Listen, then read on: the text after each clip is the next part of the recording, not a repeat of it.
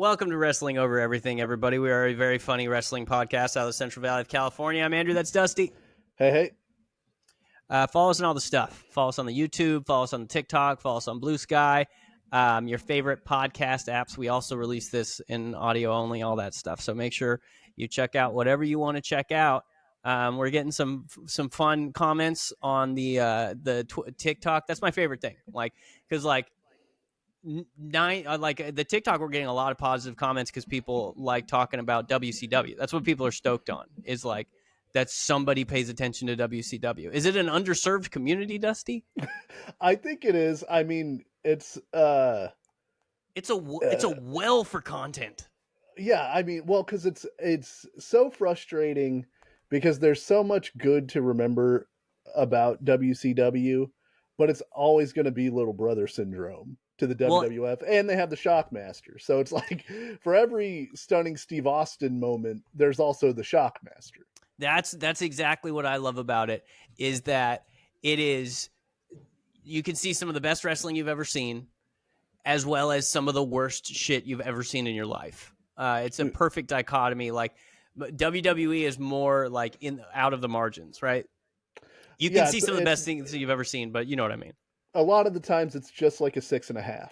Yeah. Like it's good. It's McDonald's, I guess. It's consistency, but there are no surprises. And WCW, for all of their foibles, they would take they take big swings, you know? Yeah.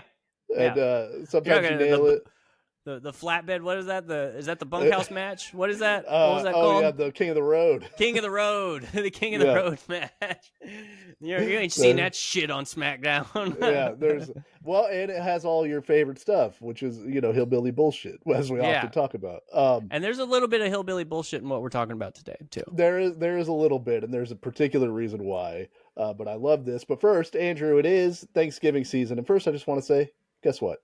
Thankful for you, buddy. I apprate that. I'm not going to return it, but I really do. That's fine. No, That's one of the things that I love about you, is that you won't just return it. I only say it when I mean it. You know what I mean? But no, I am thankful for you too as well, man. If you're building a Survivor Series 4-person team, what is your Thanksgiving food 4-person team? This is your ultimate. These are all your guys. Boy. You got to go with stuffing, for sure. I don't know what the difference between stuffing and dressing is, but that's one category for me. If there is a difference, I don't care. I'm big on the green bean casserole. Yeah, I truly am big on the green bean casserole. Potato casserole. Well, you're a potato man from way back, from the start. Yeah.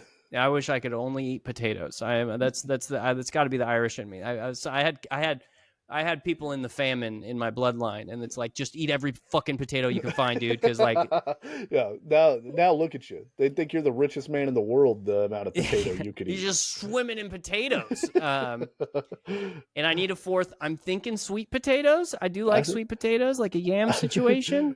Sorry, I don't have a lot of liquidity. I'm potato rich right now. Yeah, if that's interesting to you, it's all backed up in potatoes. It's potato futures. That's where all my money's at. I think I got to go with the meat. I'm not picking turkey. It tastes like shit. I'll try to think of something better. I'm sick of people telling me I haven't had turkey prepared right. I've had turkey prepared so many different freaking ways. It also doesn't speak to its greatness in that there are so many different ways that people are saying you got to have it. Oh, you had it this way. Hold on. We've got another. We've tried to use science another way to make it taste great. It's like kale. It's the same thing. It's like, hey, I say a kale sucks, and I go, you don't know how to prepare kale. I have to prepare a green dog. Like, that means it sucks. And like, we don't roast turkeys all year. And if anybody being like, hey, turkey's amazing, all right, make one in June, asshole, right? Because we're eating chicken all year, and chicken isn't that flavorful of a meat either, but it's better than turkey. Ham. I'm going with ham. I was gonna say ham. I'm ham, pretty much the same. I think pretty much the same as you. I'm ham, dressings, some sort of potato. If I can get a scallop potato, Oh yeah. or a twice baked potato, I'm right in there. You'll never not have me invited to your. I'll Yeah, invite and myself to even a your good thing mashed every year. potato, like, Even a and great mashed gravy. potato. Gravy's a given. Like, we're putting gravy on all this Yeah, stuff. It's yeah, it's a, it's a a different gravy goes. category. And green bean casserole. I think Yeah, that's my Survivor Series team. I'd ride into hell with those boys. green bean Uh, casserole is hillbilly bullshit for sure. oh yeah, it's but French onions, cream of mushroom soup, and green beans Get the together. fuck out of here. What are you doing? Yeah, Like, uh, you're gonna say that's not good, you know? that's So, that's poor people famine food where you were just like, we've got four things, we have to try it, we have to put it in here, and then everybody was like, you know what, pretty good. yeah, It you accidentally make like what was the Pringles thing where yeah Mitch Hedberg. yeah I think the guy who invented Pringles initially wanted to make tennis balls. Fucking potatoes showed up. but he said, you know what, fuck, slice them fuckers up. Fucking cut them up. Yeah. um you know what my buddy does? Let me get your let me bend your ear on this for a second. All right. My buddy does tri-tip for Thanksgiving, which is clearly a California thing, Yeah, or a West Coast thing. I like it. I like a tri-tip pretty much over every other kind of meat you got. I do like a tri-tip. I know a lot of people do prime rib. Yeah, Um, and I'm down for that. I don't look down on that at all. I would probably it would probably be a more enjoyable meal. But as much as I disparage turkey, I feel like you have to have turkey. I you feel like think you got to do it? that's Yeah, our bird. Like, it sucks because it's a beautiful, like, cool looking bird, and it tastes bad and we still kill it for some reason. Like, you yeah, just let them chill, you know. But that's Thanksgiving. Like, yeah. I don't like the bird, but I'll eat it one day a year, and then maybe on Christmas if somebody makes one, you know. That's Thanksgiving's burden, is to have turkey. You know, 100%, man, and it goes well if you're like, if you got the cranberry sauce, which I made some homemade cranberry sauce. It was like a 6. I'm gonna try a different recipe next time. But if you got the cranberry sauce to add the acidity to everything, if you got some good gravy, if you can mix the turkey in with a bunch of stuff and make it okay. But I feel like you do have to have some turkey for Thanksgiving. yeah, that's it's just the tradition, you know, Yeah, for to it is the cross to bear for Thanksgiving. 100%. You Yeah, all the tremendous sides have to have something to bring it down just a little bit. That's why we yeah. have such tremendous sides Yeah, on because Thanksgiving. if it was all good, we'd do it all year. You know, Right. we got to do something that keeps it humble a little bit, I think. You wouldn't be thankful. I'm thankful for these sides. Oh man, the was I thankful for the sides yesterday? Yeah. Now what I'm thankful for is that today we're covering one of my favorite angles that leads to one of the best matches of all time, maybe the best match of the 1980s for the WWF. Wow. Okay. You know, we're covering the Randy Savage versus Ricky the Dragon Steamboat feud. Yeah. Now, if you want to give me a couple minutes on your Randy Savage and your Steamboat feelings, maybe going into this thing.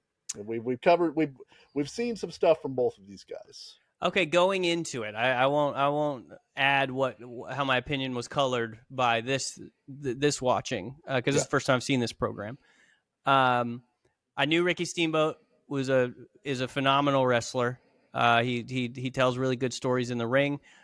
Not much of a personality guy. Seems Mhm. like your friend's boring dad, who happens to be shredded and like probably 6'3", and he might be a little shorter than that. I don't know how tall he is, but he's a big shredded guy. Um, and he's the you know, this is how I see Ricky Steamboat. There's a baseball player named Michael Brantley, who played for the Astros for a long time. He retired recently, and the interesting thing about Michael Brantley is, no matter what broadcast it was on, no matter who the announcers were, somebody during the game when Michael Brantley was playing is going to say, this guy's just a professional hitter. Like, Yeah. It's very funny. Like you could, there's probably even a compilation online of announcers saying that, because that's just what that's just what people said about him, because he was like a really solid hitter all the time. Ricky Steamboat, better wrestler than Michael Brantley is a hitter. Michael Brantley is a very good hitter, but Ricky Steamboat, I think, is a better wrestler than that. But he's still, that's kind of how it embodies to me. He's like a professional wrestler, like Right. he's just very good. He's solid. The He always does the job. fundamentals. He's Yeah. yeah. They Randy Savage is a legitimate maniac. He's I know you're not supposed to qualify the word unique, but I think Randy Savage might be the most unique human being that ever walked the planet in terms of at least his mannerisms and the way that he moved. We've talked about this before. He's got the weirdest, like stringy, like I just used really shitty shampoo and it dried out my hair all the time. He never had an ounce of oil in his hair. I don't know if he doesn't produce oil on his scalp. I don't know what's going on there. But always entertaining, very 80s and 90s, flying off the top, doing the double axe handle, doing the elbow, pointing in a circle for some reason. Like, I love the Macho Man. I truly do. yeah. And I understand why people loved the Macho Man, but it's very funny when like a guy like you are used to the Macho Man. So like, I remember you talking about your wife, like watching your wife discover Macho Man Randy Savage. I'm sure you were like, oh yeah, I forgot this guy's a freakazoid. Yeah, it is a thing. Well, it's that with wrestling in general with everyone. I mean, I've had Yeah, these moments yeah. with you. I've had it, but mostly with my wife. She loves Randy Savage, and I think we can get into some of the reasons why in this program, because this is sort of embodies all the different things of the Macho Man. But okay, so Randy Savage quickly. He breaks into wrestling in 1973. His dad is a famous wrestler, Angelo Poffo. Lanny Poffo's his brother, the Genius. Um, Yes. Savage was a baseball player. His career stalled out. He decides to get into wrestling. His father feels like Macho Man isn't getting enough pub. He's not getting booked correctly. So they in Memphis start a rival outlaw company called the ICW. Okay. That it runs opposition to Jerry Lawler. And it's really funny to watch some of these old clips of Memphis wrestling where Savage is calling out Lawler, not the guys in his own promotion. He's calling Jerry Lawler on his television a coward who won't fight him for the belt. And there's like legit heat between these two guys. And Lawler won't dignify it with a response because it doesn't help Jerry Lawler at all to talk about this outlaw mud show wrestler who's calling him out all the time, right? Jerry's the king. Yeah. So eventually the ICW shuts down, and they do a feud with Lawler and Savage. That's pretty great. That I hope we cover one day. Like I'm not the guy who decides what we cover. Like hopefully we get to Savage versus Lawler. Hopefully the podcasting gods allow for Yeah. us. But in June of '85, Macho Man is lured away to the WWF by Vince McMahon. He does a fun little angle where all of the heel managers are vying for his managership, or to be his manager. There's like a if you're There, not watching on YouTube, there's an insane photo of Randy Savage. it is. He's holding the ICW title, and he is wearing tights with the male and the female like symbols on them. Yeah. I think Austin Powers the symbols. And the male is just pointed right at the female. Yeah, he knows what he's done. He knows what he's up to. He knows what he's doing. Yeah. Yeah. But like Bobby Heenan, Jimmy Hart, Mr. Fuji, all these guys are vying for the attention of the Macho Man so that they can manage him. And then he makes this decision, and it's revealed that it's Miss Elizabeth. And so that's the dynamic, is you have Miss Elizabeth, who's this very proper, very stately sort of valet, and the Macho Man, who's a goddamn maniac. And once again, he knows what he's doing. Yes. I'm gonna marry her eventually. Oh yeah. Well, they were married at this point. They were already married. They're already married, but the gimmick works because you empathize with Liz, and it gives She has to deal with this fucking yeah, Wolverine the whole time. and This like, cartoon character. and he's not nice to Miss Elizabeth when he's a heel in the WWF. Surprise, surprise. And then the Yeah, baby shocker. faces have the valiant hero trying to They come got a in and white knight a save. little bit. Yeah, so Savage wins the Intercontinental title from Tito Santana, who does not want you to call him Chico. Don't do it. He doesn't like it. He His wrote name's Chico Monsoon. I knew it. I know it the whole time. He beat Santana for the title in late 1985, and then he feuds with the uh, the Georgia Animal Steel, which will come in later, and then that sort of leads us into where he's at when this Steamboat feud starts. He's been the Intercontinental Champion for a while. He's one of the top heels in the company, and he's like sort of at his peak as a wrestler. Yeah, and once the blow off match happens, I believe they said that he had been the champion for like 14 or 15 months. Yeah, he has a long reign as Intercontinental Champion. Yeah. On the other side, Ricky the Dragon Steamboat, born Richard Blood, never forget. I forgot his name was Dick Blood. Never forget. We'll never. He could have made so much money in ECW. Yeah. We got Balls Mahoney versus Dick Blood. He's born too late or too early. You never know. Yeah. He's trained in the AWA by Vern Gagne and the Iron Sheik in 1976, and his main notable thing before coming to the WWF was that he wrestled for Jim Crockett Promotion, which eventually becomes WCW. In that time, he won the U.S. title 3 times. He won the tag title 6 times. He was the television champion, pretty established, mid-tier, mid-upper card babyface. And Ricky Steamboat is the consummate babyface. He's always been a babyface. And then, of course, in 1985, Vince McMahon comes calling for Ricky Steamboat, who until this point... You know what else happened in 1985? What's that? Bruce Springsteen, Madonna, way before Nirvana. It was U2. That's what it was. U2 and Blondie. Anyway. Yeah. You get it. It's the music's still on MTV. And the WWF's on MTV. By the way, this has gone around. I'm not the first person to point this out. We're further away from the time of that song than that song was from 1985. I don't like that. That sucks, isn't it? Every time I read one of those things, I'm like, you know what? I don't need it. I don't need like that information. I don't like it either. Yeah. Vince, of course, comes calling for Steamboat, and he can't just be Ricky Steamboat because the WWE is it's a gimmick territory. So this is where he becomes the Dragon, and he becomes a mysterious man of martial arts. A little bit of stolen valor. I don't think Ricky Steamboat knows any legitimate martial arts, but he becomes the Dragon. Yeah, is it possible for a Japanese guy to appropriate Japanese culture? It's like Vince was like, "What color is he?" Yeah, he's gonna be the Dragon. Of course, he's the Dragon. What am I, an idiot?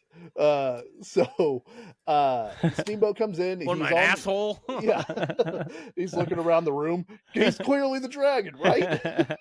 He's gonna do karate. Yeah. He's on the first WrestleMania. Has the best match on that show, which is notoriously not a great show. He's just kind of in the mid card. He's popular, but he's not overwhelmingly popular. He has a feud with Jake the Snake in 1986 because snakes and dragons, as we know, are the cats and dogs. We got to get the reptiles in. There's something going on here of the reptile world.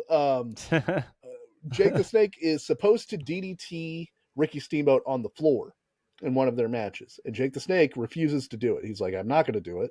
That'll kill him. If I DDT him on the floor, he'll die. And Ricky Steamboat was like, no, go ahead. I can take it. I know how to fall.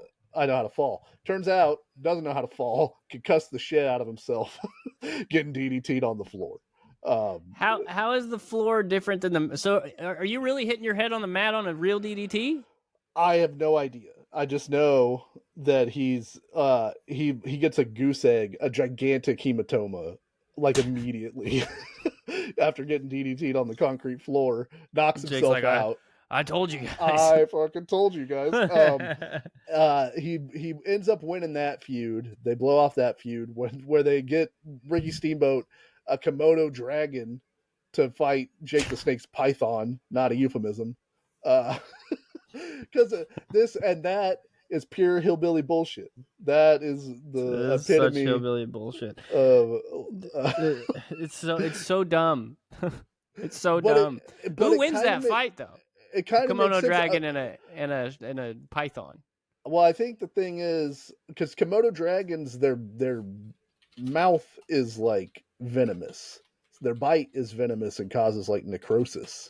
So I guess could the python squeeze the dragon before it dies of Komodo dragon bite? I'm seeing AZ Animals is saying that I don't want to read the whole thing. God damn, this is a long article. Somebody had a lot of thoughts about this. Battle of the animals, dude. They thought that when the dragon reaches in, the python's going to get its neck. But yeah. We should try it. It leaves itself open for a guillotine, which has been the python will always jump a guillotine given the opportunity. Nasty rear naked choke from the python. Yeah. That almost sounded like a weird advice that you'd get from your uncle or something. Kind of when I was like, well, if the dragon can bite the python before the python squeezes the dragon, that's how things get done around here. Anyway, you got a lighter? Yeah. Anyway, you know where the weed is at? That's I've been Sarah and I have been watching this show called Name That Tune, just like a reality show, but it has Randy Jackson on it as like he's the leader of the celebrity of the band that plays the songs, and they always throw to him to give some advice to the competitor, but he can't. There's no advice that he can give that will help in this game because it's just whether or not you know this song. There's no competitive advantage you can gather. You know what? Like you can't get better at it. You know what, man? When does he give him advice? Like the night before or right before? No. Like in the show, they're always like, "This is round 2. What do you think? What do you think's going on, Randy?" And he'll always be like, "You know what? You're a great person. Got a positive attitude. Really get out there and do it." You got to start thinking about these songs, dog. Yeah.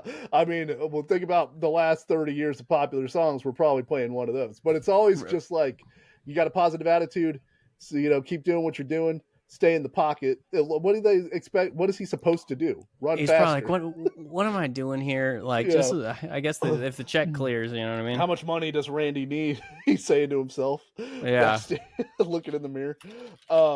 Okay, so they end the feud with Steamboat and Jake, and then that leads us to the first thing that we watched, which was the November 22nd, 1986 edition of Superstars of Wrestling, which features a match between Macho Man Randy Savage and Ricky the Dragon Steamboat for the Intercontinental title. We get the opening is Vince McMahon, Bruno Sammartino, and Jesse the Body Ventura, and Vince and Bruno are wearing matching blazers, and Jesse must have lost his blazer. Jesse's not going to match, Right, Vince, he's doing his own thing. Vince goes, "We're here with Jesse the Body Ventura with his tongue-tied biased commentary." That was what he said at the end. By the way, God damn, Randy Jackson lost a lot of weight. Holy Jesus. He's slimmed He looks like a frog. Well,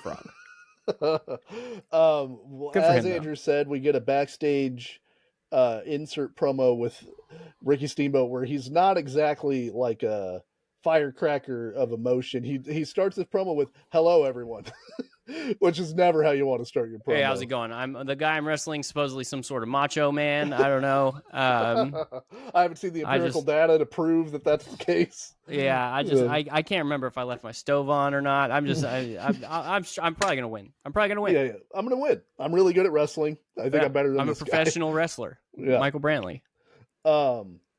The evil referee Danny Davis is here. That's probably not going to come up later.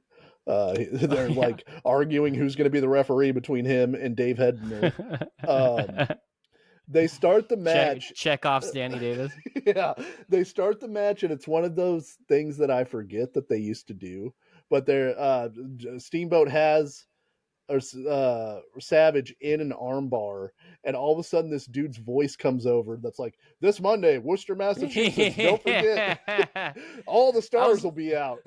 I was like, holy shit! Like my YouTube is playing a different song, the audio for a different video, Yeah, and it was so distracting. And I wonder if they're like, if Vince is like, hey, like 45 seconds in, we're doing an audio ad, so just do an armbar for a little bit, okay? yeah. Well, and it's one of like all the business used to be towards house shows. So like the television was just to promote the house shows, to sell tickets. They really didn't have this caliber of match on a TV show because you don't want any of your main guys losing on TV. You got to pay to see the stars lose at the house show. Yeah. And so, yeah, it was just so funny that they're like, this must have been a local, like whoever put this on YouTube, it must have been from like the Boston affiliate or something. Because they're like, Worcester, Massachusetts on Monday, all the stars will be out. Big John Studd, Andre the Giant, Hulk Hogan. And the whole time, Steamboat's just got him in an armbar. Yeah, and Randy's like, is the fucking ad over yet? I got to make my comeback, brother. A thing that I really love about Ricky Steamboat is he sells, when a big move hits him, he sells like a board that's being flipped over. Like he has this unique selling ability where he's just completely rigid and his body falls over. It's kind of like it's kind of like The Rock when he sold that stunner and flipped over with his legs hanging off the ropes. Yeah, he does just go flat and fall over, and he sells really well. Like the thing that I realized in this match that I hadn't necessarily realized to this extent before is how much of an athlete Ricky Steamboat is. Like that dude has like some explosivity, and he's quick, and he's really coordinated, and like. He moves really well. He almost like weirdly floats. Yeah. Like his big thing is the arm drag. He has really excellent arm he's got drags, a good arm drag. He like almost levitates when he's like flipping the dude over, and it looks really cool. So there's a referee bump. Who could have foreseen? And Steamboat. This is not a good program for for old Davey Hebner. No. Is it Earl in this one, or is it Dave in both? No, it's Dave, because Dave has Earl has not been revealed because the plastic surgery hasn't been completed by the $1 Million Whoopsie Man. daisy, that hasn't happened yet. So Steamboat gets the visual pin off a crossbody, but the referee's knocked out, and then Danny Davis comes in. But he comes in to check on Earl Hebner or on Dave Hebner and distracts Steamboat. So Steamboat gets attacked from behind from Savage, and they're outside of the ring. Savage lays Ricky Steamboat over the guardrail and comes off the top rope with a double axe handle and quote unquote crushes the larynx of Ricky the Dragon Steamboat, who does a really good sell, but it's also very funny. Yeah, one of my favorite wrestling moves that Steamboat does it. A lot of people do it. Is like the Hulk did it. Is reaching for the fans when you're hurt. Yeah, like somebody's gonna help you, but you're asking for the help of the entire arena, you know, and it's just a move to get sympathy. But Steamboat did it a lot in this one. It's like when Peter Pan in the stage play Peter Pan Tinkerbell dies, and then you have to clap to say you believe in Peter. Like he's trying to draw the energy of the crowd to help his larynx, which has been smashed by Savage. And then this leads to a count out. Basically, the match is over. And Macho Man decides that's not enough.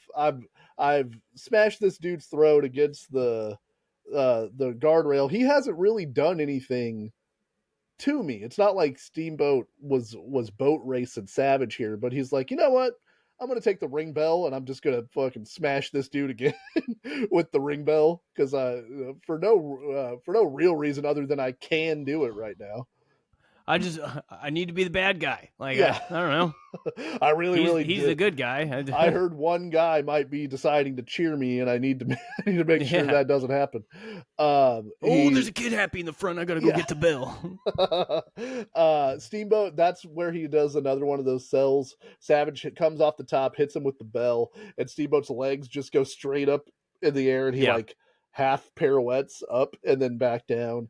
That's a scary thing to work, man, because if they showed the replay, and because Savage, the story is that Savage is hitting him right in the basically the Adam's apple. Yeah. And like he did turn the bell sideways to like credit card him right on the freaking Adam's apple. Yeah. And like that's just a scare, like laying there as Ricky Steamboat being like, oh god damn it, Randy, you better do this right.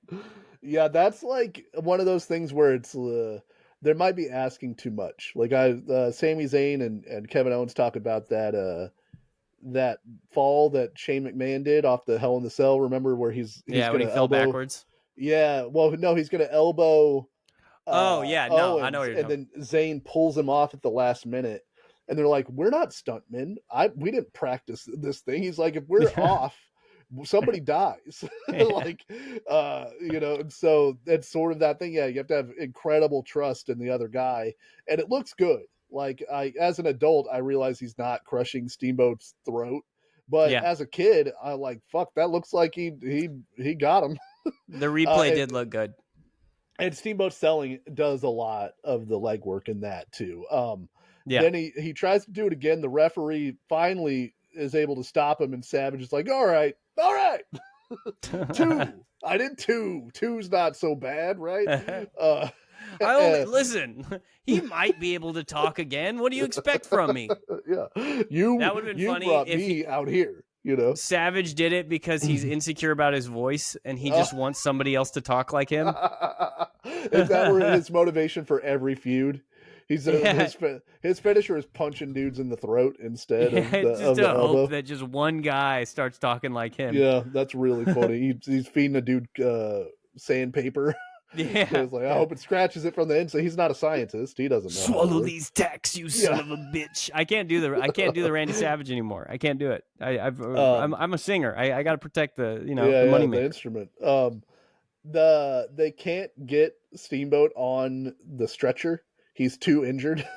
Which is another one of my favorite wrestling tropes, which is like a guy is too hurt to be stretchered out. He's still strong enough to overcome the orderlies, but he's also injured. And I mean, these guys, they're pretty good at putting people on stretchers, even in the 80s, like, he must be, what is it called when you sandbagging when you he's really selling it. Or the medical staff is the next day they're gonna have like a run through like at a football game, and they're gonna be like, Steve, what the hell, dude, you dropped Steamboat. You think that helped with the throat crushing? You think that helped Steamboat, or you think that hurt him? We got to get a backboard. Like you put the backboard next to him, you put him on the backboard, then you put the backboard on the stretcher instead of putting anyway. We'll talk about this. I'm sorry, the backboard was broken by Hercules Hernandez earlier tonight. It was smashed in half. Vince keeps saying that he thinks that Steamboat swallowed his tongue, but then they slow-mo maybe the funniest picture of all time, where Steamboat is grabbing his throat and he has his tongue all the way out. He's like biting his tongue, but it's out. And I swear to God, he swallowed that shit. It's freeze framed on him doing the tongue out, grabbing his throat. And like, I just thought that's really funny. It's like that's a thing we used to hear about when you were a kid, swallowing your tongue. It's impossible to swallow your tongue. You can't swallow your tongue. You can bite it. I know if you have a seizure, you can like bite through it, which sounds like a huge bummer. But I was with a girl one time who had a seizure, and I didn't know that you're not supposed to. I had heard that you're supposed to like put your fingers in their mouth to hold their tongue down. Yeah. So they don't bite it. Well, if they can't bite their tongue, they bite your fingers. She nearly took my fingers away from me. And I felt like a real dumb. Trying to give her the mandible claw, right? She was. Yeah. I had just hit her with the ring bell, and she looked like there was still movement, so I had to do Yeah, something, you know. I'm trying. And then Vince is like, "This man should be barred," as though Vince is not in charge of who is allowed or not allowed to be in the wrestling Somebody promotion. should fire him. Yeah, this guy. You think Randy Savage that night in his hotel or whatever he's at Fuddruckers or whatever was like, "Man, Randy, maybe today you went a little far." Yeah. This He's like, man, I got caught up in the moment, brother. This is this hasn't happened yet because it's 1986, but I feel like Woodstock 99, there's a lot of people who say they got caught up in the vandalism of the moment, you know. He's Ricky Steamboat has 75 missed calls from Macho Man. Like, can you tell Vince like we're cool? Like, I'm sorry, I'm real sore about it, dude. Like, hey, I'm sorry, Ricky. Yeah, how's it going? You see the game tonight? Yeah. Anywho, sorry, I just turns out, brother. You want to come out to Fuddruckers? Yeah. I really can't do the voice anymore. It's 2-for-1 apps night at TGI Friday, brother. They probably got soup. Sorry, it's probably early. Probably. Potato skins, maybe? Yeah, not to rub salt in the wound, but I got 4 mozzarella sticks with your name on it, brother. Wait, hold on. Do you guys have milkshakes? No. I came off the top rope with the belt. Well, you haven't heard my side of it yet. I got caught up in the moment. Yeah, you don't know what you're doing to me. Those hard bars really hurt. I'm out here with my wife. The dragon's a fucking embarrassing. You know what? I'll give me $8 of my tip back. No, I don't care what the policy is. He's trying to get the waitress to side with him. Like, he's trying to. Does sound like a bad guy. Thank you. Thank you. I know. he puts a chair on a table to try to do an double axe handle to the manager. Yeah. No, you hold him, Kimberly. Yeah. You'll get that. They usually just fucking lay there. What's happening? Yeah. So next, of course, now we have a man with no laughing matter. We have a man with a crushed throat. It certainly is no laughing matter. No. And he can't laugh about it either. No. So the second segment here is another thing that I love that 80s WWF did, and even the 90s. We watched that Shawn Michaels concussion angle, and they're like, okay, he would see a medical professional, so we're gonna go ahead and sew up that plot hole so nobody can say we didn't think about it. Jake the Snake at the eye doctor was maybe the best one. Yeah, I'll never get to see kids playing. Again, you know about pain, brother? That's pain right there. You ever try to snort a line of coke you can't see? It keeps being milk. All the guys think it's so funny, but I need my medicine, brother. Okay, I'm blind. What can't I have? Oh, you're going to tell me I can't have that now? Yeah, I can't have the gift of sight or cocaine? The beauty of sight nor the miraculous cocaine. And this is the early 90s, brother. The coke's never getting better than this. Yeah, and the snake's never doing more coke than this. So we gotta fix this post haste. I'm just saying we haven't discussed the medicinal purposes of all the cocaine. Maybe I'll get my sight back if I do all this blow. We haven't tried it. Yeah. Show me a medical journal. Can't read it. Blind.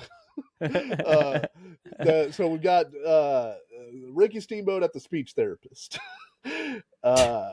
And not since the Miracle Worker, the Helen Keller story, has there been such dramatic acting in the way that you're trying to learn how to recover. I want to know, like, did he method act for this? Because this was unbelievable. It was like, like, did he just live as a mute for a while? Yeah. Did he, because we got it. I've got the clip. Yeah, we're probably going to be banned in Russia. I always get banned in Russia for these things. Well, if the WWE like dings us for this, you know, like you're protecting this IP, but the lady tells him that to make the sound E. I'd like you to say this vowel after me. E. Okay. Okay, now you're trying, but I want So it to Japanese. be more crisp. E.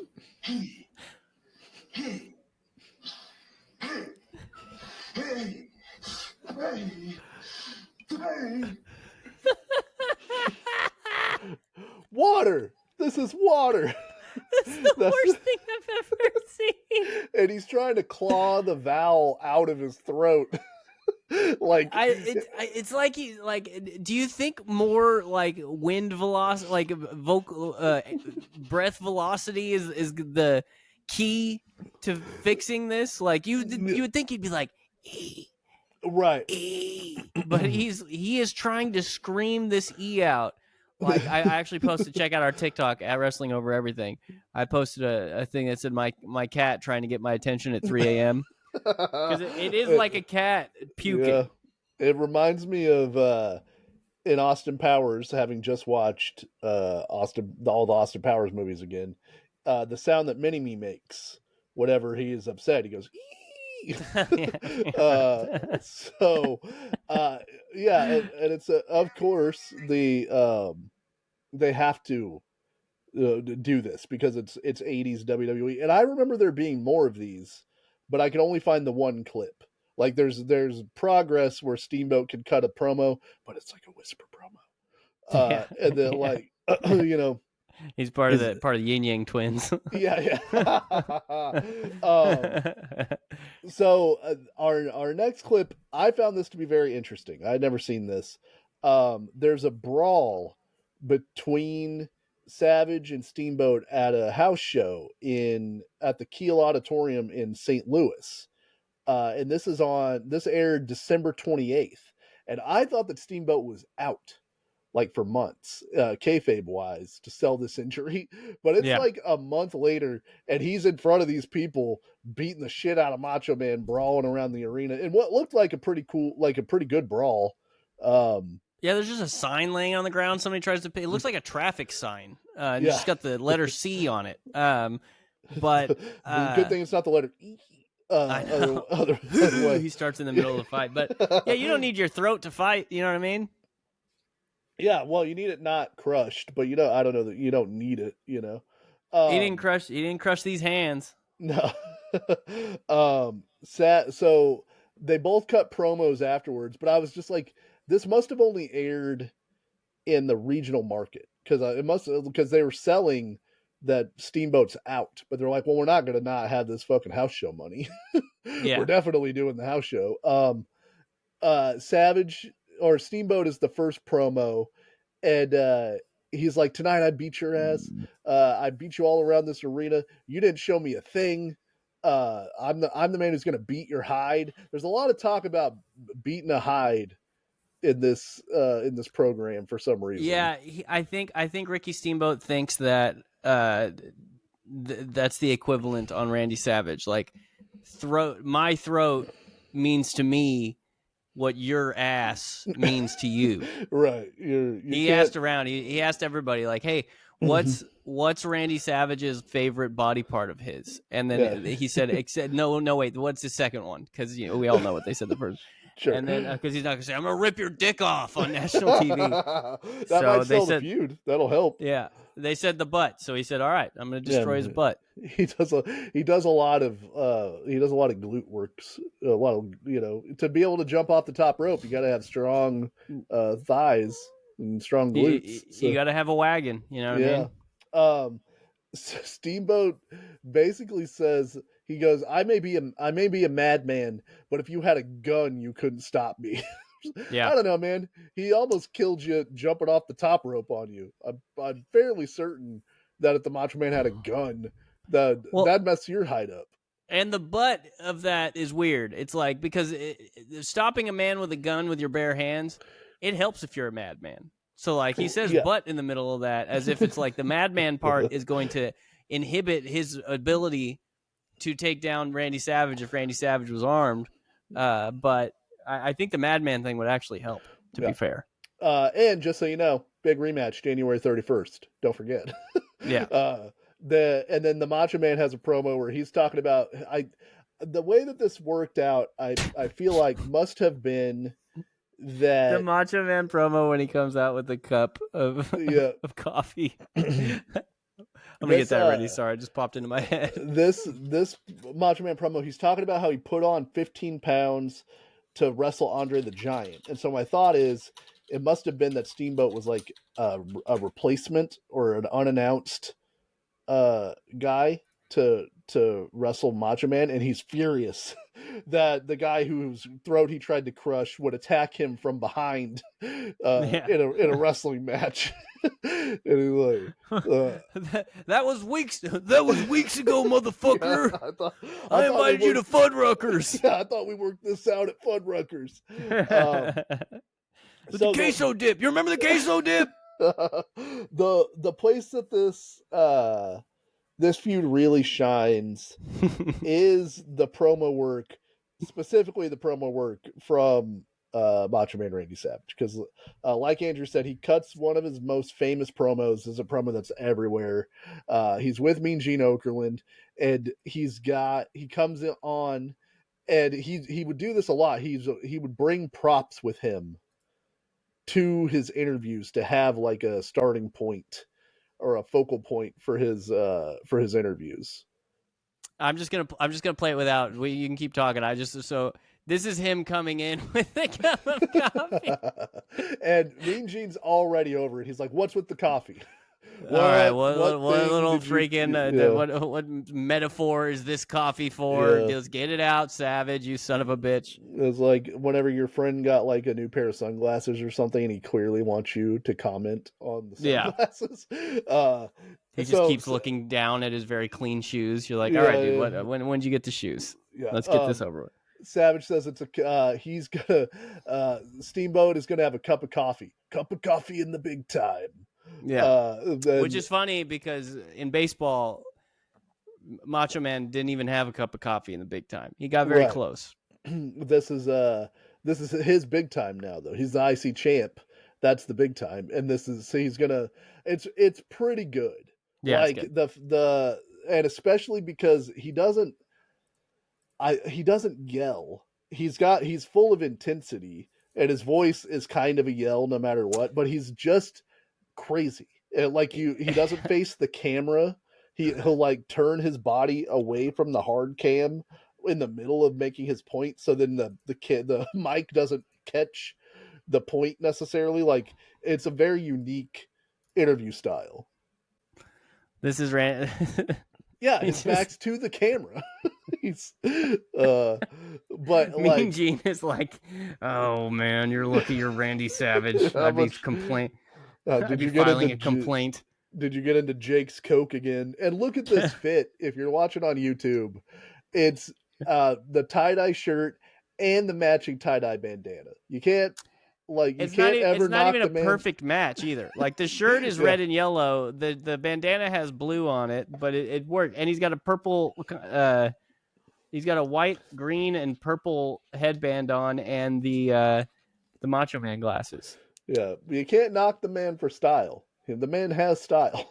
It's just he is just an anomaly. Like, there has never been anybody like Randy Savage, and there will never be another person like Randy Savage. You can't say that for anybody as much as you can say that for Randy Savage. I can't think of is there another character that people literally cannot like take from without being obviously doing an impression?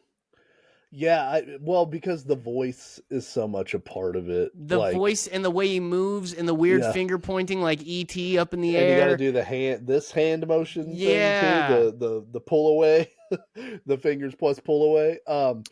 And by comparison, unfortunately, Ricky Steamboat has a promo talking about WrestleMania 3. He's going to have George the Animal Steel in his corner to, I guess, offset Miss Elizabeth, the huge problem that she presents in the Macho Man's matches. Yeah, you've got a 104-pound woman. I'm gonna bring a 280-pound maniac, gorilla man. But he kind of throws to Mean Gene this idea. He's like, I've got George the Animal Steel with me. I'm back. Everything's chill. My voice, as you'll notice, no longer broken. I can say all my vowels. Yeah. And he goes, check it out. E. The whole crowd. Yeah. Check this out. A, E, Yeah. O. Ooh. He did them all. He did them all. USA. Sometimes why? Sometimes why? And sometimes why? Yeah. But he goes, what do you think my odds are, Gene? And Gene takes the second and he goes, I don't know, like 50-50. And Gene even like is like, well, man, it seems like you're really determined to win this. So I'd say at least like 50-50. Like it wasn't like it was like if you weren't as determined, I would definitely be citing Macho Man like crazy here. But now you only might lose half the time. I've seen you phone it in a little bit, Steve. If we're all being friends, and sometimes friends have to tell you a hard truth. 60-30. I'm right down the middle on this one. Yeah, about 60-40 Savage is what I'm thinking. Yeah. But yeah, it's so funny that he's like the baby face and he's stoked to have 50-50 odds to beat the Macho Man. Like you should Well, you could tell that he's like, because he's like, he goes 50-50, yeah, about 50-50, and then he's like, and then he starts talking. He's like, and that's why I'm definitely gonna beat his ass. Like I am gonna kill this man. Yeah. He just kind of like rolls with it. And he also like I don't know, Steamboat. He has a weird syntax for the way that he puts his phrases together, because he ends the promo saying, if you have a prayer, you may be saying it for the last time. But that's not how people talk. That's not the way that phrase goes. He's Japanese, man. That's probably a proverb. You don't understand. Yeah, it's true. I don't want to besmirch the man anymore. I found a Canadian promo with the Macho Man where they apparently let Canadian Harry Carey cut a promo. Hey, how's it going? Hey, you can watch WrestleMania 3 at the Saddle Dome. Just so you know, and you'll get to see. Man, you'll get to see Andre the French Giant, Bob Uecker, Mary Hart, and Alice Cooper. And I was just thinking of somebody at home being like, "And Alice Cooper, we got look, I gotta buy that, dude. Pack up, we're going to Saskatchewan." There is like, I don't know if Macho Man did cocaine, but it certainly. I think it's documented that he did. Yeah. He keeps yelling that it's going to be in front of 90,000 people. WrestleMania 3 is the place to be. And in case you were wondering, George the Animal Steel, not a factor. He's a non-entity in this equation. He is too dumb to do anything. Yeah. And there's no documented evidence that Randy Savage did cocaine, for the record. Okay, maybe he didn't need it. Other than literally every time he was ever on a camera. But I get 100%. According to me, everybody, I don't know if the Macho Man's going to posthumously sue the Wrestling Over Everything podcast for all our TikTok money. But, I mean, just because somebody is like amped up in an interview doesn't mean they're on cocaine, you know? Yeah. But, have you seen that guy? That guy has done cocaine before. Yeah, it doesn't hurt. Certainly can't hurt. I love Mean Gene Okerlund. I miss him.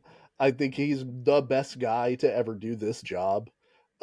Because he's such a good straight man and such a good, like, he throws the softball questions up and then lets the personalities do their personality thing, because he's doing another promo with Savage, and Savage is going off, and Mean Gene's like, well, George the Animal Steel's gonna be there, and Savage is like, don't talk to me about George the Animal Steel. He goes, well, he's got quite a crush on Miss Elizabeth. Like, he's just winding Savage up like a top to let him spin out of control, and like there's such an art to how good Okerlund was at doing this stuff. Yeah. 100%. Like when he interviewed Rick Martel at the glasses store. Oh yeah, and his contempt for the heels when they're doing something nefarious. Like, he's there. He's like a wartime journalist. He has to chronicle the events, but he doesn't have to be happy about it. He's the vice reporter that interviewed the Taliban. Right. Someone has to. Someone has to go to the glasses store with Rick Martel. Someone must go to the sunglass hut with Martel. The story must be told.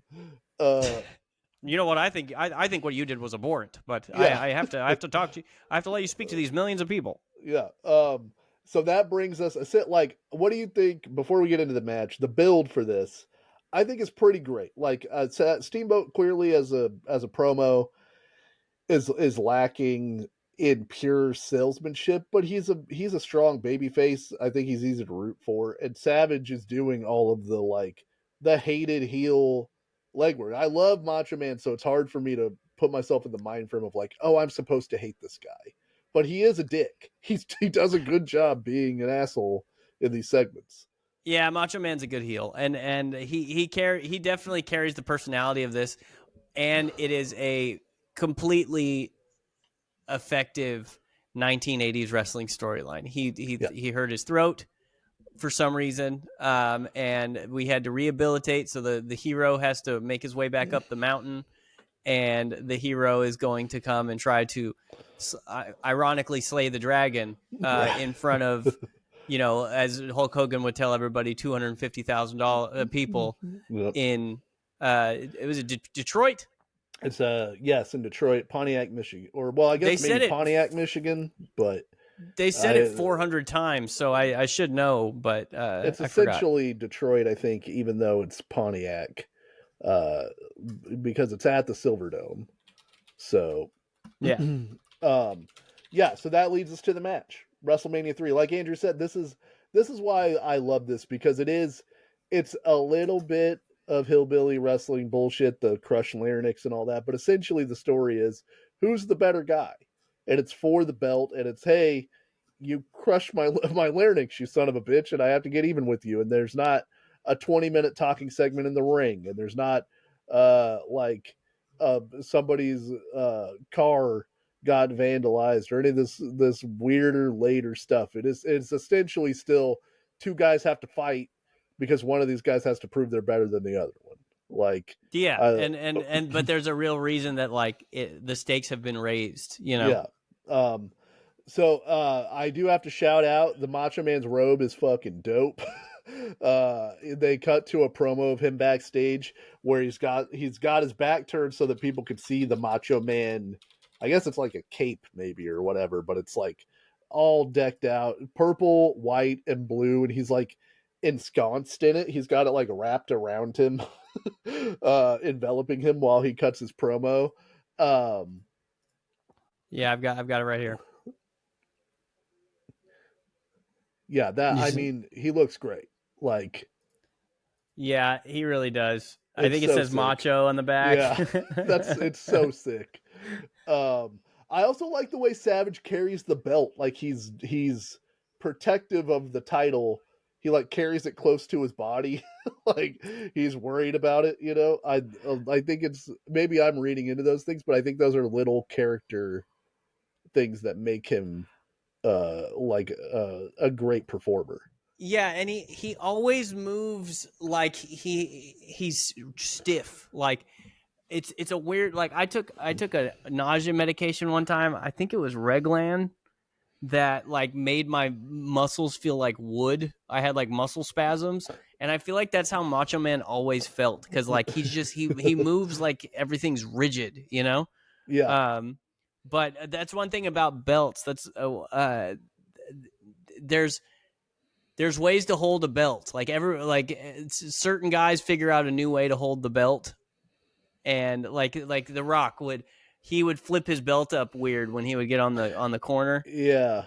You know what I mean? And certain guys have like put it over their shoulder, like one of those bags that dudes wear now. They're like across their body, Yeah, like a messenger bag.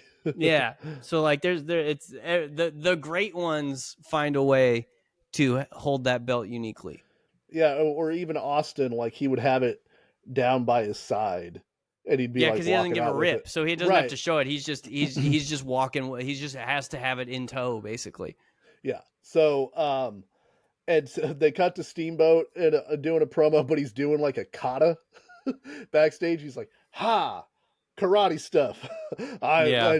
and I will once again always say, much like when they cut to guys shadow boxing backstage at the UFC, never looks cool. No one looks cool doing that.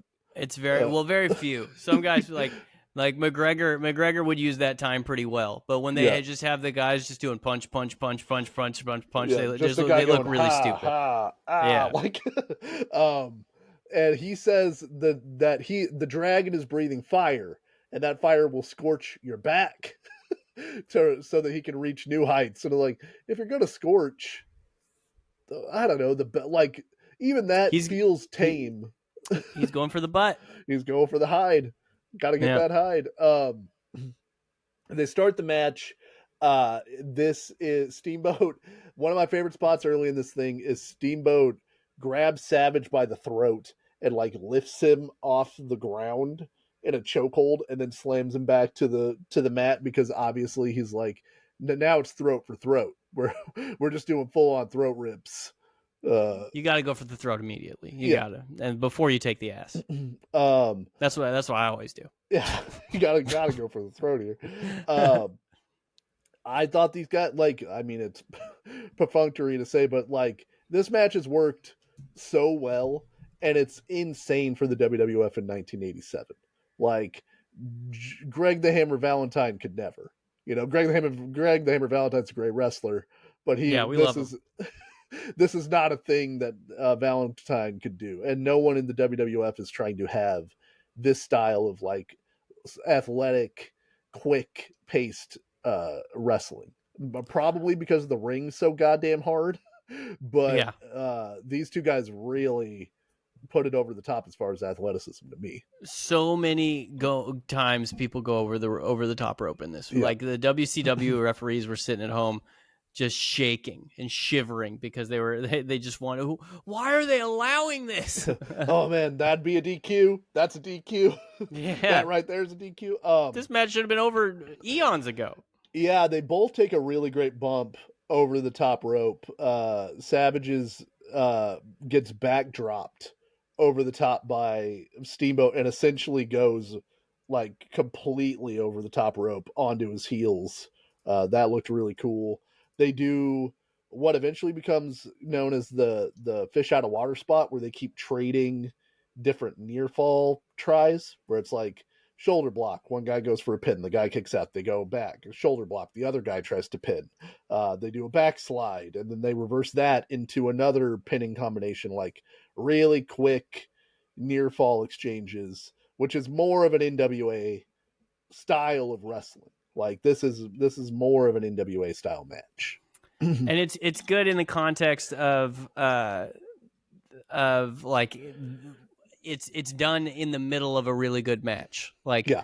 it's it's like a part of the match rather than sometimes you see like a not a great match or a match that looks really choreographed and stuff like that, and you see a run like that. But like this was in the middle of a really good match, and this was not a self-congratulatory or looking for an applause break from the crowd. Yeah. A lot of times they do that spot now, and whenever they stalemate, everybody claps, and the wrestlers are like looking for it. And I hate that. Yeah, because they do it a bunch of times, back and forth, and then they get up and look at each other to give the crowd time to cheer for it. Yeah, and because it's just so annoying. But this was like in the middle of a good match, and it's a little psychologically weird that the guy who wanted to murder the other guy and said, if you had a gun, I'd kill you still, is just trying to do a bunch of small packages the whole time. Yeah, that is anyway. the thing where the wrestling logic falls apart a little bit, where it's like, you tried to kill me and crush my throat, and now arm drags. So many arm drags, dude. You won't know what to do. You'll be so topsy-turvy. Yeah, you'll be in a tizzy over the amount of arm drags I'm about to do to you. Yeah. I also really like that Savage is employing like basically Memphis style tactics. Like he will stall, or he'll lock up with Steamboat. Steamboat will get the advantage, and then Savage will stop and he'll jump out of the ring to reposition Liz to get heat. because it's like he's getting beat up by the dude in the match, so now he's going to use his power to overpower this small woman that's with him for whatever reason. Like that type of stalling is directly out of like Southern wrestling, and it just this crowd so badly wants to see the Macho Man get beat. Yeah, and that's because Macho Man's done his job. Yeah, You know, it's cool when like the more charismatic one is still getting booed now. And once again, I don't want to do two old man yells at cloud things in a row, but the charismatic bad guys get cheered now. Yeah. They get like kind of wink wink booed. Right. Back in the day, they got actually booed. You know, so Again, like Andrew said, this program not great for referees. There's a ref bump. I've got a video of it because it's one of the greatest ref bumps of all time. All right, we got to see this ref bump. We got to shout it. We got to shout it out when we see it. Dave Hebner. I can only describe it as a boing ref bump. Watch this. Here he comes. Here he comes. Boing.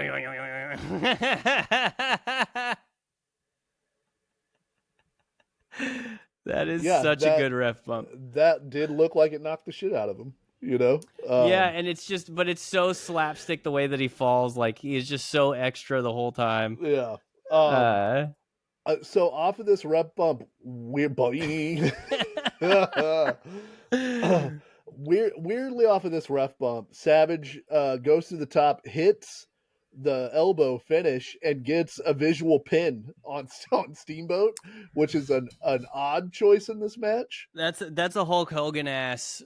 You know, if I'm gonna lose to this fucking guy, I better get a visual pin out of it. But my thought is that they're about to turn Savage heel or turn him babyface, so they're giving him a little bit of something. Keep him strong. They're wanting to turn him right after this. So now that the ref's out, Savage is like, well, shit, why don't I just get the bell? I almost killed him with it the first time. Remember how well that worked last time?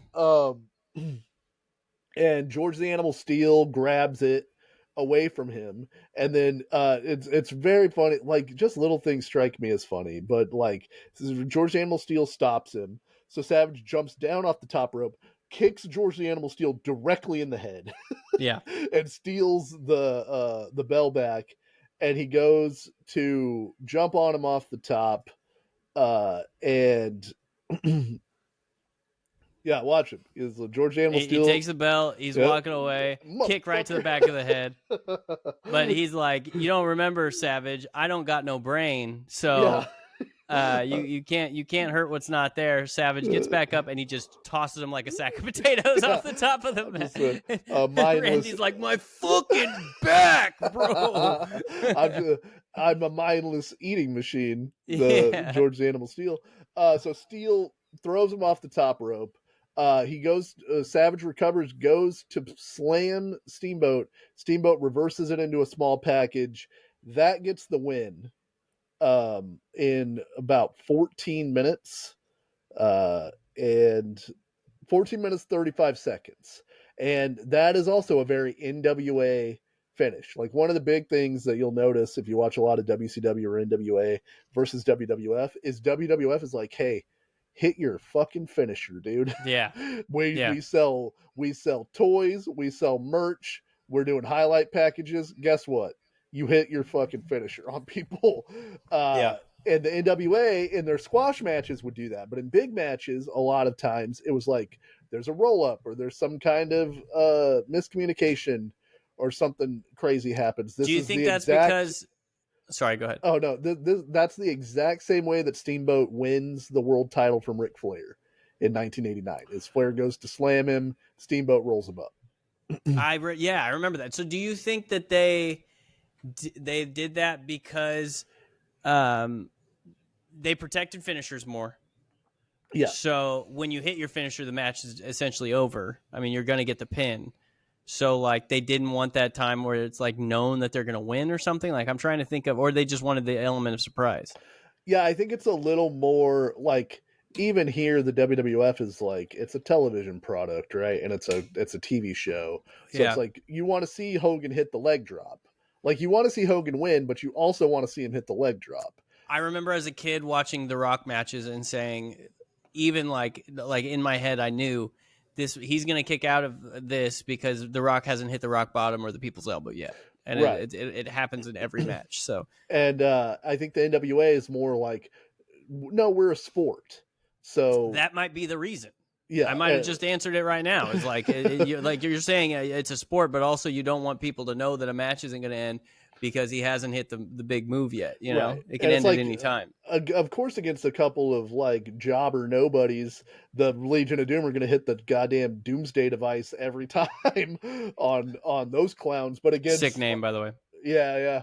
But against like Arn Anderson and Tully Blanchard, it's going to be harder to hit the Doomsday device because those guys are on the same level. You know, I think that maybe psychologically is a little bit to do with it. Yeah. And also, yeah, you would like occasionally for them to not know that a finish is coming, except Yeah. for the WWF, which feeds the finishes. That's the whole thing. They peak the crowd to the finish, and then you hit your finisher, and then it's over. Like that's the strategy for their thing. So we should do a draft of finisher names. Oh yeah, that would be cool. There's a bunch of good ones. We'll do that. We'll do that. Yeah. We'll do that soon. Of course, Elizabeth is bummed because she's like, God, this dude's nearly intolerable when he is the Intercontinental Champion. What's he going to be like when he's not the champ anymore? He is going to be a problem at Fuddruckers tonight. Yeah, and Savage is arguing with the He's referee. On the ground going, make the reservation. I swear if they don't have a booth, I'm good. Tell them they're staying late tonight. Savage is arguing with the referee after the match. Like he's like, no, the steal. No. What happened was I went and got the bell. Not important. George the Animal Steel jumped up on the edge. He pushed me, dude. And again, the bell, not important. I don't know why you're hung up on the bell when I'm telling you the important thing is George the Animal Steel pushed me. Did I kick him in the head? Yes. And did I first throw Ricky Steamboat into you? Yes, my bad. You might have been out of position, but that could be a matter of interpretation. I'm not one. Look, Macho Man learned a long time ago. You point a finger at somebody, 4 fingers pointing back at you. All I'm That's saying, why the Macho Man always points at the sky. That's why he circles around, because he knows. I can't imagine Randy Savage trying to make like a compelling case to the referee after the match, trying to explain why he shouldn't have lost the title on that afterwards.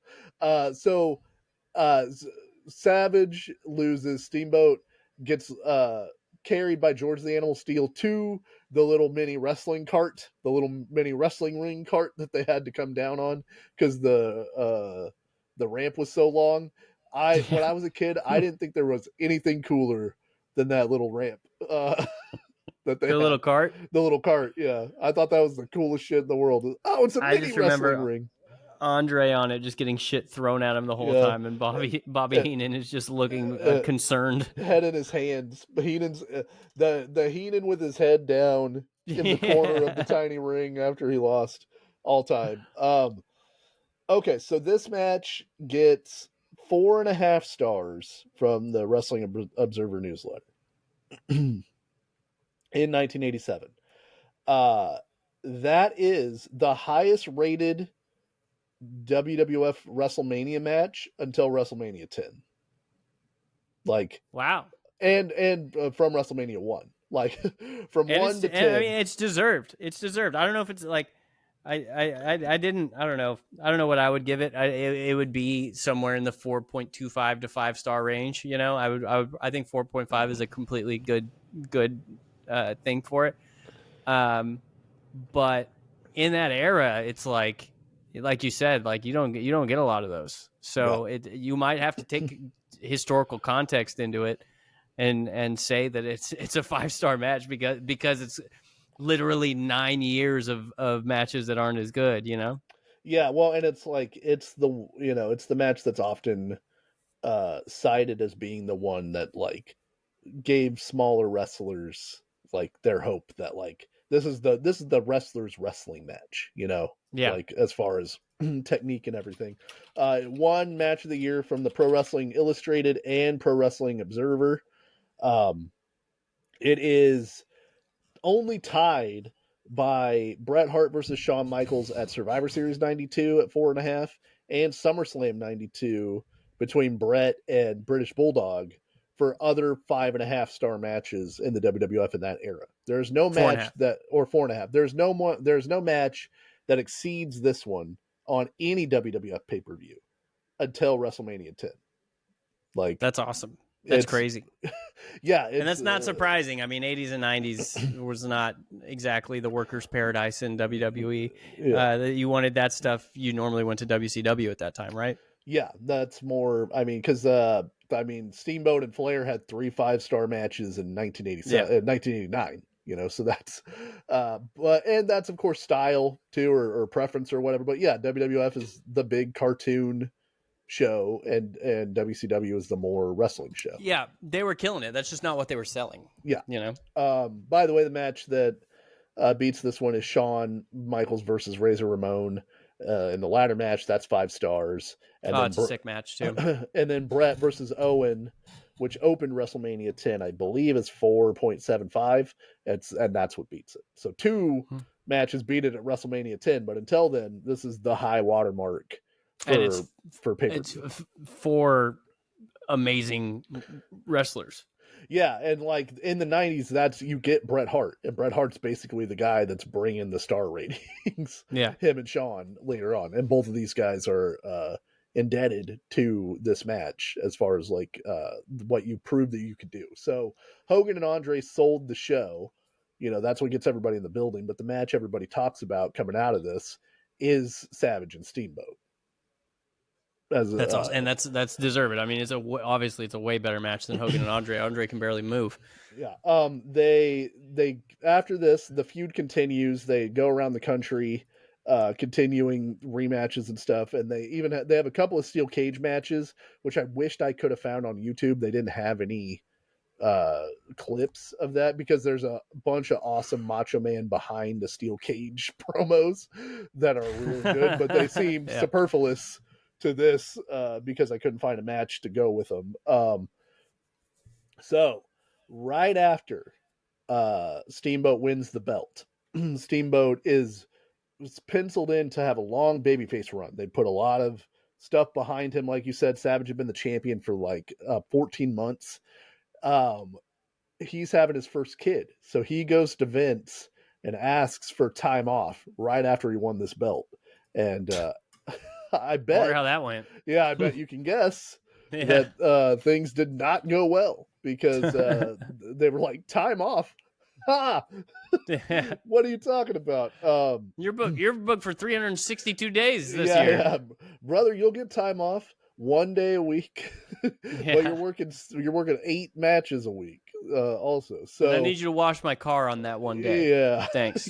Actually, you got to do a whole bunch of promo. We've got Komodo dragons that you have to. You got to train the dragons. We didn't hire a dragon trainer.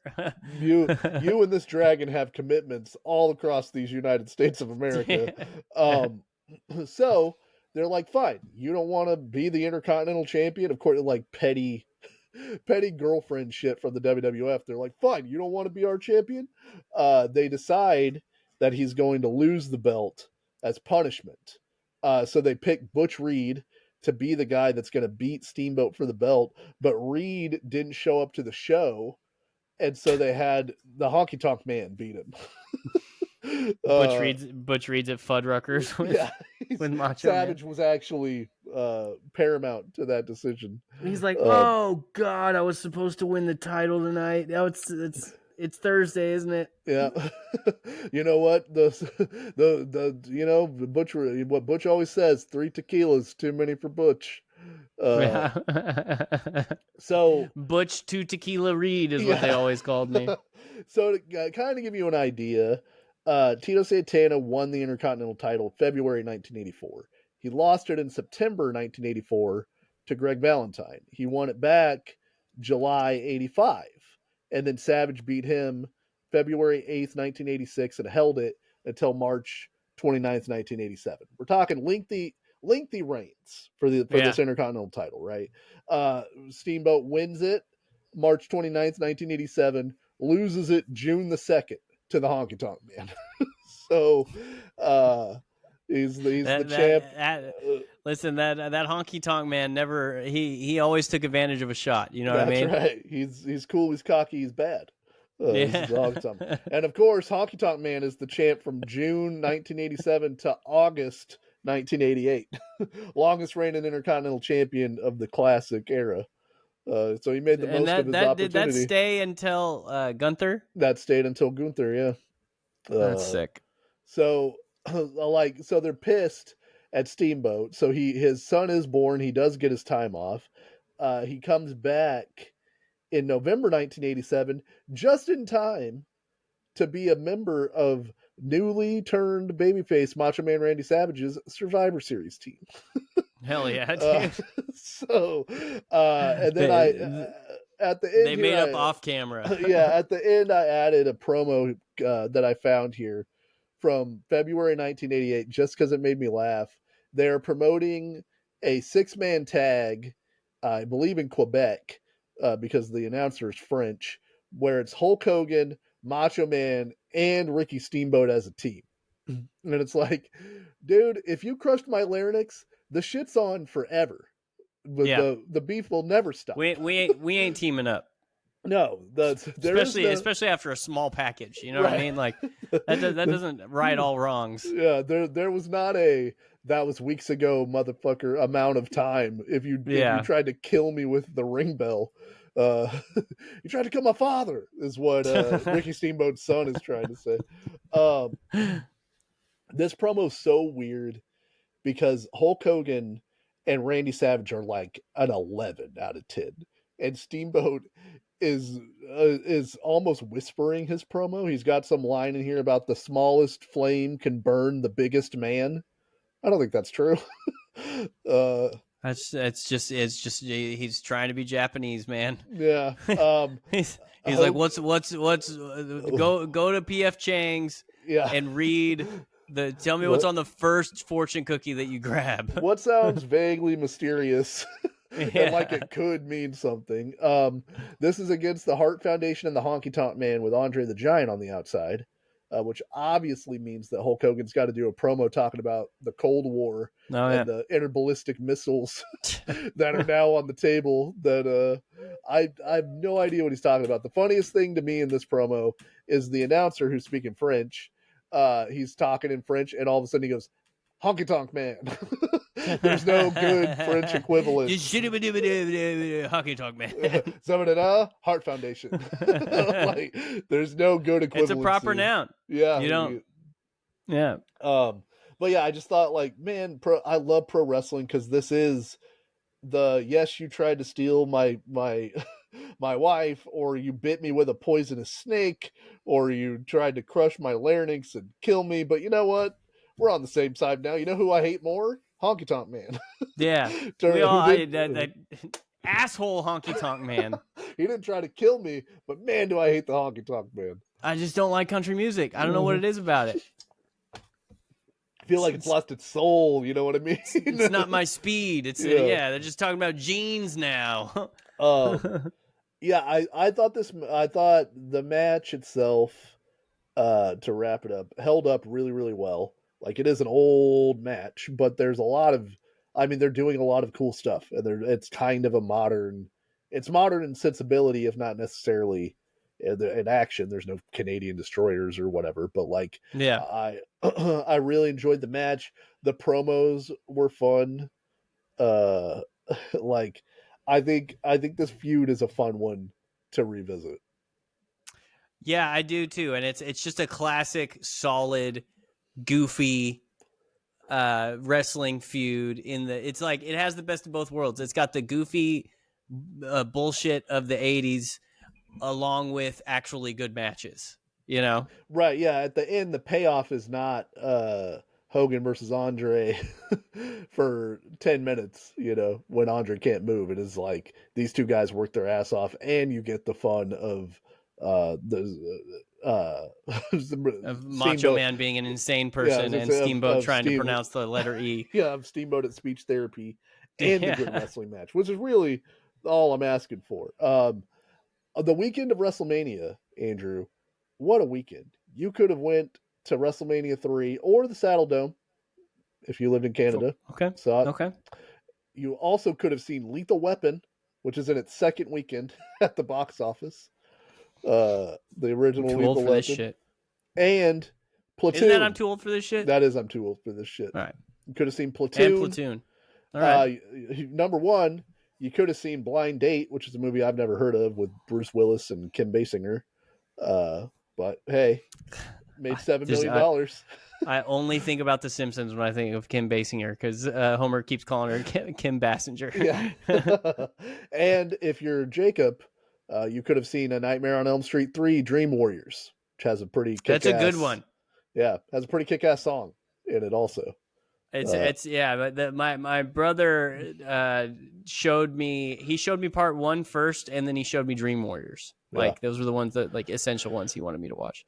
If you're a person who likes to imagine alternate history or hope that something is true, I hope that on the drive to WrestleMania 3, that Macho Man was listening to the number 1 album that week, which was Licensed to Ill by the Beastie Boys. Man, do I hope he was listening to Rhymin' and Stealin' on his way. Here's another story I'd like to tell. Maybe that's what inspired him. He's like, you know what? This hip hop thing is pretty cool. I hope one day I get to release a rap album. Yeah. Be a man, Hulk. If Steamboat really does get my butt, I hope he doesn't do it with a wiffle ball bat. He's Licensed to Ill walked so that Be a Man could run. Is how I like to think of history. Yeah, that was one of my first albums. Was like CDs I had for myself was Licensed to Ill. It has it was like the Blue Album, Dookie, Ramone's Greatest Hits, and Licensed to Ill. the if you put the cover of it backwards in a mirror, it says "Eat Me." Hilarious. Does it really? Yeah, the tail of the plane. I think, if I remember right, that's and it led to Kamikaze. So we're indebted to everything. That is a really great album. I do love Licensed to Ill. Rhymin' and Stealin', She's Crafty. It's got all your Beastie Boys wants on it. We're watching the Great Food Truck Race, a bunch of seasons of that as like a just mindless kind of relaxed show. The theme song for the Great Food Truck Race is No Sleep Till Brooklyn, just changed enough to not get sued. It's like exactly that, but they probably hired the same guys that are making WWE intros nowadays. Yeah. I got the Eat Me on the screen. Yep, there you go. Music. Yeah, it says Eat Me. Yep. 3MTA3. Hilarious. What do you know? Yeah. Do you get it? They're raunchy. The Beastie Boys. The Beastie Boys.